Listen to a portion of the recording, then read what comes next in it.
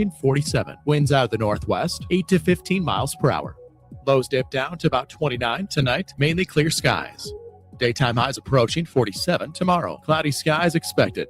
Get weather anytime by calling 824-6101 or online at TaylorvilleDailyNews.com. Currently 28.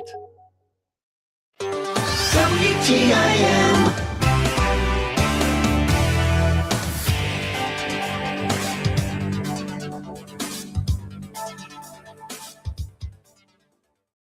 You're listening to WTIM, your information station. Time now for your expanded local news. I'm Reed Kamai. The Taylorville School District Board of Education focused heavily on safety and future building projects during its regular meeting Tuesday night. During public comment, Bill Chapman addressed the board about gym safety, specifically the possible addition of railings. The board approved meeting minutes and gave the green light for the Taylorville girls bowling team to take an overnight trip for IHSA sectional competition. Several major facility projects were discussed, including potential work at Memorial, Industrial Arts, and the possible construction of a fine arts building, and what the focus of that fine arts building, including seats, orchestra pit, and storage areas, should be. As part of presentations, board members received an update on Memorial School, which included several discussions as well. Dr. Ron Miser says that there were several options for what they want to do, but of course the discussion came to the auditorium. We did a lot of discussion. One of the things that was done was that we talked about was Memorial School and what we might be able to do and what we couldn't do and some of the cost options. A good deal of the time was spent on the auditorium and the number of seats, and we're somewhat limited, of course, by the space because there's just so many square feet over there. I think we came to some conclusion that if we had at least 250 stationary seats and 100 pushbacks that could be pushed all the way back so that madrigals could be done there, I think that was something that we kind of decided that maybe was a good idea. There was a lot of discussion, but those were some of the things that we talked about.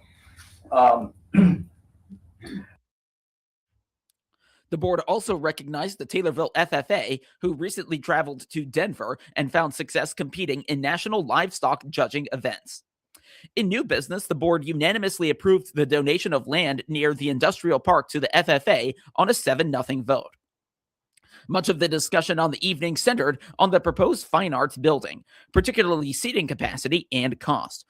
Lori Wimple said she is comfortable with a 250-seat facility, while Tom Finks emphasized the importance of planning for the next 30 to 50 years rather than the next decade.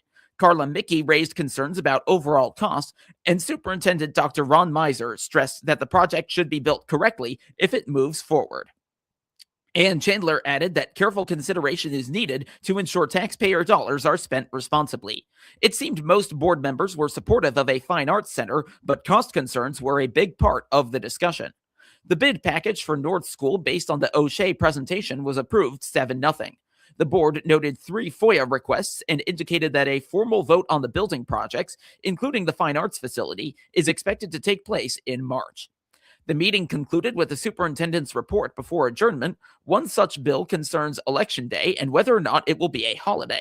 If it is, the calendars will need to be adjusted. They will be reviewed next month. Superintendent Branty Bruley also noted some other financial expenditures may be on the way. Over 8,600 bills, not all education related, but a lot for sure. And also some unfunded mandates and a tight budget of what we're going to need to do, just some proposals. Elementary discipline reform is coming up, that a K through 2 principal cannot suspend students longer than 3 days, and if so, must have the superintendent go in to suspend students, and absolutely no expulsion of kindergarten students unless it involves a weapon. Senate Bill 1786, high school registration voter, they want them to have time to get their voter registration card at the high school. We would be responsible for helping them with that. Mandatory cursive writing would come back in grades 3 through 5, not just 3rd grade, but grades 3 through 5. Etiquette education, we need to start teaching etiquette education. K through 12, that would start in the 28-29 school year. And then once again on the docket is the mobile panic buttons, also known as Alyssa's Law. That sounds great in theory, that there's an issue, teachers can click on their lanyard and emergency personnel come and everyone's safe. However, the cost that is associated with this, when I talk with Jackson though, they're a little bit bigger than us, but not much. The initial cost is quite alarming, about $30,000, and then every year to renew it, it's $10,000. The next school board meeting is set for March 10th. February is National Canned Food Month, and HSHS Home Care is once again asking the community to help cram the car for local families facing food insecurity. The annual food drive teams up with HSHS Good Shepherd Hospital in Shelbyville and HSHS St. Mary's Hospital in Decatur to collect non-perishable food items and monetary donations. The Shelbyville drive takes place Wednesday, February 18th from 10 to 1 outside the West Patient entrance at HSHS Good Shepherd Hospital, with donations going to the First United Methodist Church Food Pantry. In Decatur, donations will be accepted Thursday, February 19th from 10 a.m. to 1 p.m. outside the main entrance of HSHS St. Mary's Hospital. Those items will benefit Catholic charities. Suggested donations include boxed meals, cereal, pasta sauce, canned fruits and vegetables, pancake mix, and oatmeal. Donors are reminded to check expiration dates. More information is available through HSHS's Home Care's Cram the Car website or by contacting Valerie Engelbart with HSHS Home Care. Prospective students who are thinking about starting college, returning to school, or training for a new career will have a chance to check out Lincoln Land Community College during a campus visit day next month. The free event is set for this coming Monday from 1 to 4:30 in the afternoon at Lincoln Land's Springfield campus on Shepherd Road. Visitors will be able to customize their experience by choosing from a variety of breakout sessions and tours. Topics include choosing a major or career path, paying for college, general education classes, what to expect in college, and the benefits of earning a degree. Tours will also be offered for workforce training facilities, health professions, transfer programs, and the Career Agriculture Center. Prospective students can also apply for admission, talk with faculty and staff, learn about financial aid, and explore the college's programs. Refreshments will be available. Registration is encouraged at llcc.edu/campus-visit-day, but walk-ins are welcome. Anyone who can't attend and wants to schedule a tour for another day can call 217-786-2292 or visit llcc.edu/visit-LLCC. The University of Illinois Extension brought researchers and industry professionals together for a day of education and networking at the Dudley Smith Farm Winter Meeting. It took place on Tuesday at the Extension's Christian County office. This year's edition focused on the cattle market, and presentation topics included cattle production, profitability, and market outlook. Micah Pope is the program manager for the Dudley Smith Initiative. He says the program not only helps spearhead ag-related research, but also ensures it will make a positive difference in the industry. We are the group that actually fulfills the vision of Dudley Smith Jr., who gave the gift to the University of Illinois in the 90s, both in terms of the land where the research is conducted, the farm site just north of Pana, in addition to the research that's funded, several of which will be part of today's program. But also just continuing, we're actually this year celebrating the 25th anniversary of the initiative. So it's somewhat of a milestone for the Dudley Smith Initiative, and that it's been such a successful model to conduct research, but to really fulfill the vision of Dudley Smith Jr., which was to fund research with a systems approach. So not just conduct narrow vision research, but to also make sure that what's being conducted from an academic level is more suited to practical purposes. So demonstration at the farm, for instance, in terms of the research that's funded through our initiative, is not just staying on campus. It's not just staying at the university level, but it's hopefully making real differences in terms of practical decision making at the farm level. The Dudley Smith Initiative also has an advisory committee which provides guidance on how to allocate funding for research. So that group is pivotal for the initiative and ensuring that the kinds of research that we're conducting is actually relevant to today's producers, community systems, and others that participate in the agriculture supply chain.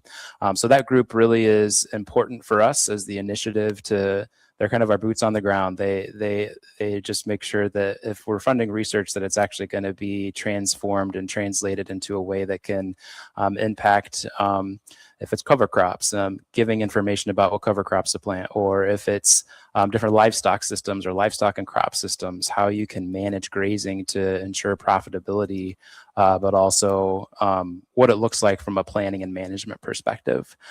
So we really appreciate that group. They're part of the initiative, but and I think it's a testament that we're celebrating 25 years and that the model's been successful so far. So there's many actors. There are a lot of people that are involved in making the Dudley Smith Initiative successful, and we're proud of where we are today. Research projects which the Dudley Smith Initiative funds require careful coordination regarding land, equipment, and people. That's what Pope's job is. Yeah, sure. So my role as kind of the program manager is kind of the middle of the wheel, making sure all these actors that you just mentioned are really making traction in terms of the overall vision of the initiative, but also to make sure that everything is moving as smoothly as possible. So this is a program through the Office of Research at the University of Illinois. But my role is to work with the research teams that have been funded to ensure that their vision and their programs from a research perspective are being conducted in a timely manner, and actually meeting their goals and milestones in terms of are they reaching their objectives, and are they doing outreach activities like what we're doing today with this winter meeting. More information is available at extension.illinois.edu. Micah Pope appeared as a guest on the WTIM Morning Show as part of our coverage of the Dudley Smith Farm Winter Meeting. This portion of the expanded local news is sponsored by Taylorville Community Credit Union. Looking to save more and stress less? This is Will Perkins. At Taylorville Community Credit Union, we're here to help you build a stronger financial future with great loan and deposit rates, convenient locations, and service from people you know and trust. We're member-owned, member-focused, and proud to serve anyone who lives or works in Christian, Montgomery, or Shelby counties. Discover the credit union difference. TCCU is your partner in financial success. Member NCUA. The Taylorville Kiwanis Club heard from Rod Carls, manager of the Edinburgh Sloan Implement dealership, at their Tuesday noon meeting at the Taylorville Moose Lodge. Carls stated that their Taylorville store was relocated to the new facility in Edinburgh in July of last year. Currently, the Edinburgh store employs 22 and it has a footprint of 52,000 square feet. The new shop area is large enough to house 10 combines. Currently, sales are holding between $20 to $22 million per year. Carls went on to inform the Kiwanis Club that Sloan started their business in 1931. Currently, there are 26 locations in 3 states, allowing the company to maintain over $200 million in inventory, along with a parts inventory of over $25 million. The company employs 280 service technicians company-wide. Technology is the focus with today's business of farming. Carls explained a system called AMS, or Ag Management Solutions, connecting farming functions tied to a satellite system to assist with record keeping. Sloan's has 35 employees dedicated to support the AMS system. The Taylorville Kiwanis Club is part of a global organization of volunteers dedicated to improving the world one child and one community at a time. Weekly meetings are held Tuesdays at noon at the Taylorville Moose Lodge. For information on the club, go to taylorvillekiwanis.com or email the club at taylorvillekiwanis@gmail.com. Tax season is here, and the Better Business Bureau wants to ensure Americans have the tools they need to avoid tax scams and identity theft. From phishing to phone calls, the BBB reports that scammers are getting more sophisticated each year, and this year is no exception. Don O'Brien is a scam investigator with the BBB.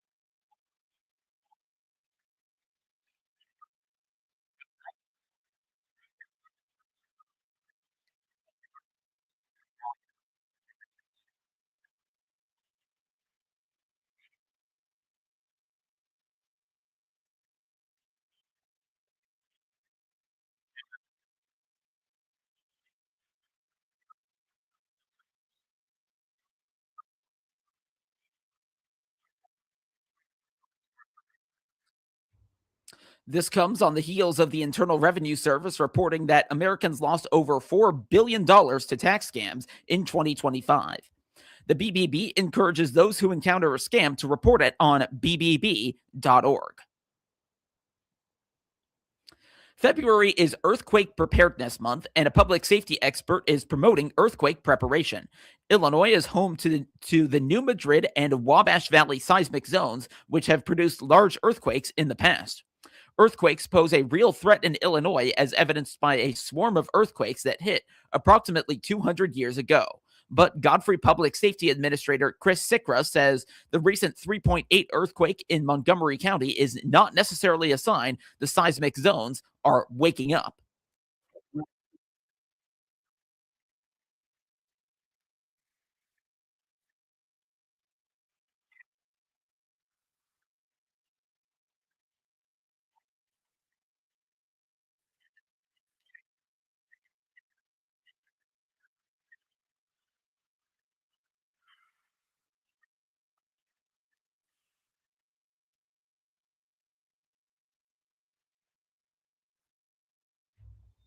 Illinois has not had a major earthquake since its modern infrastructure like bridges, utility lanes, and skyscrapers have been built. For more information about being ready for an earthquake, go to ready.illinois.gov. Now to obituaries, which can be found at TaylorvilleDailyNews.com. 95-year-old Edmona Mona Vitali of Taylorville died last Wednesday. Visitation is tomorrow from 11 till noon at McClure Funeral Home in Taylorville. The funeral service will immediately follow. Burial will be at Glen Haven Memorial Gardens. Funeral arrangements are being handled by McClure Funeral Home in Taylorville. 85-year-old Elizabeth Marie Betty Pavolka of Nokomis died February 1st. Visitation is tomorrow from 10 till 11 at St. Louis Catholic Church in Nokomis. The funeral service will immediately follow. Funeral arrangements are being handled by Steele Dawson Funeral Home in Nokomis. 87-year-old Patricia Jane Kutch of Taylorville died last Wednesday. Visitation is this Friday from 10 till 11 at McClure Funeral Home in Taylorville. A memorial service will immediately follow. Interment will be at Oak Hill Cemetery. Funeral arrangements are being handled by McClure Funeral Home in Taylorville. 81-year-old Edith Louise Moore of Mount Auburn died January 31st. A memorial service will take place on Friday at noon at Mount Auburn Community Center. Funeral arrangements are being handled by Sutton Memorial Home in Taylorville. And 88-year-old Sona Beavers of Taylorville died January 16th. A memorial mass will take place on March 6th at 10 at St. Mary's Catholic Church in Taylorville. Interment will be at Green Hill Cemetery. Funeral arrangements are being handled by McClure Funeral Home and cremation services in Taylorville. Let's take a look at the weather. While we're at it here, it is currently 28 degrees and fair outside. We're expecting sunny skies today and a high near 47, northwest wind of 6 to 9 miles per hour with gusts as high as 15 miles per hour. Tonight, increasing clouds with a low around 29. Tomorrow, mostly cloudy, a high near 47. Get local news anytime at TaylorvilleDailyNews.com and every hour as well right here on WTIM, your only local news radio.